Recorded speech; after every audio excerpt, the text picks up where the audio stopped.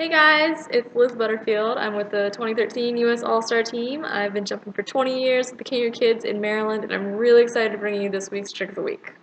So this week, we're going to learn some TS combinations, TS half turn, TS full turn, and TS catch.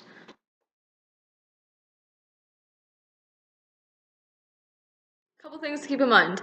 1. Just like a basic crisscross, you want to reach for your hips. So behind here, you're still reaching for your hips. 2. TSs are done entirely with your wrists.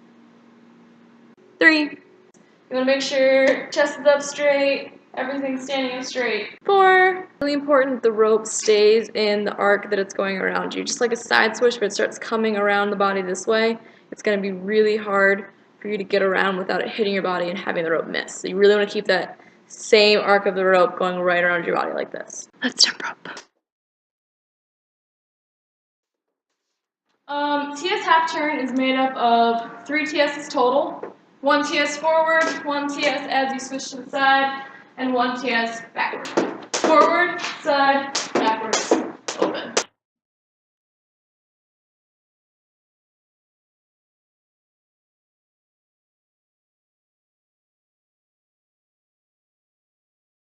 Hands are pointed downward, kind of low, they're not up here.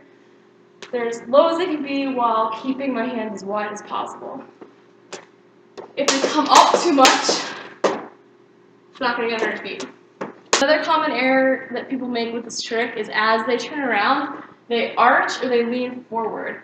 You want to turn your body as thin as possible as you can so that the rope doesn't hit you as it switches beside you. So if you arch, the rope's going to pass by your stomach. If you bend over, the rope's going to hit your ankles or your head, maybe. Make sure you don't start spinning your body too early. You want to make sure that the rope is able to do its first rotation around you before you start to move. I also find with TSs, it's always easiest if you jump two-footed. Kind of gallop with it if you have lazy feet. If you're jumping alternating feet, it's going to be a lot harder. Make sure you get your feet up nice and high. 2-foot jumps. So again, jump, jump.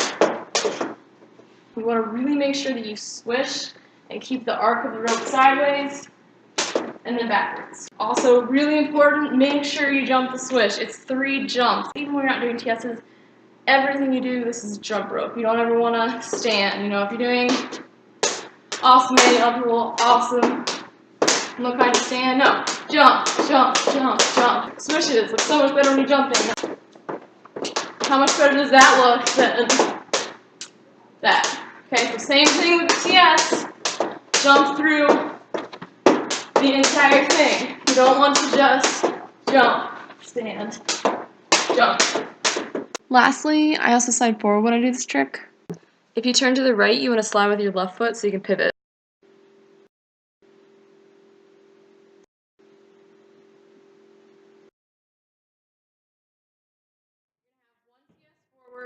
One TS while you're spinning 360 degrees, and then another TS forwards. TS, TS, TS. So with the TS full turn, you want to make sure, again, you're not arching or bending over too much. You kind of want to just follow the rope as it goes around. You want to stay nice and straight, up and down.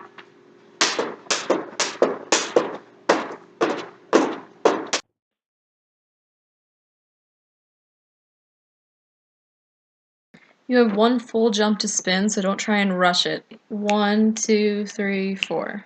Really turn your wrists hard at the end. That's what's going to get the rope underneath your feet. So, 1, 2, pull. 1, 2, pull.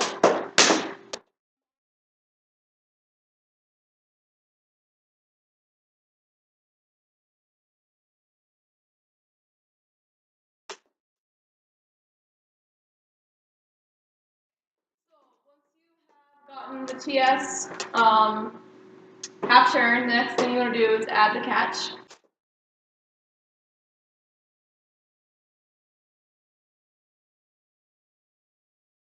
You're first going to want to start by just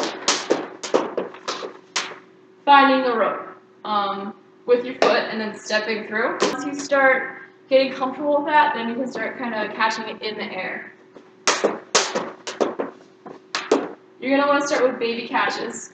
Just get yourself comfortable to where the rope is in space. Once you get comfortable, then bring it up a little bit higher.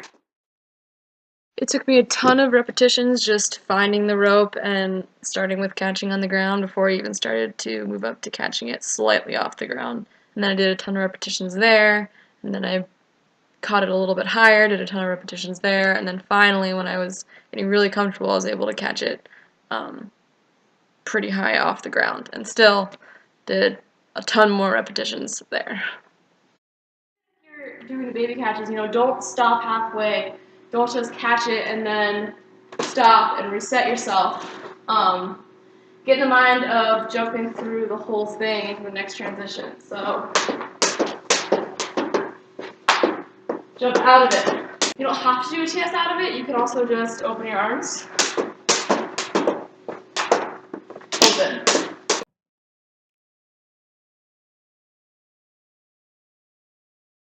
With all these, if you use your wrist really strong and you keep your wrist at your hips, the rope is just going to follow your shoulders around. Once the rope stops following your hips and your shoulders, you come pulling your rope down here instead of over here, the rope's not going to get around your body. All these skills that we're doing, if you're finding that you're missing at the end, just try and turn a little bit stronger with your wrist. That's pretty much the biggest problem that I see when people are learning this trick. They get through most of it, and that last TS is not getting around their body, and it's usually just that the wrists aren't turning quite strong enough. So you really gotta, reach and turn as much as you can with your wrists.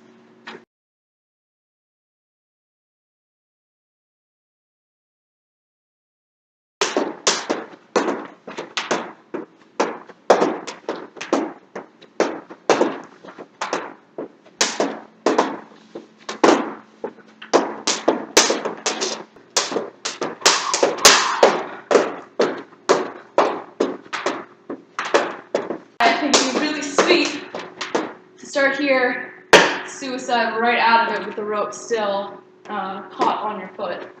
Please note that to be able to do that, you need to be able to do a front flip with no arm momentum. So don't try it unless you feel safe attempting it.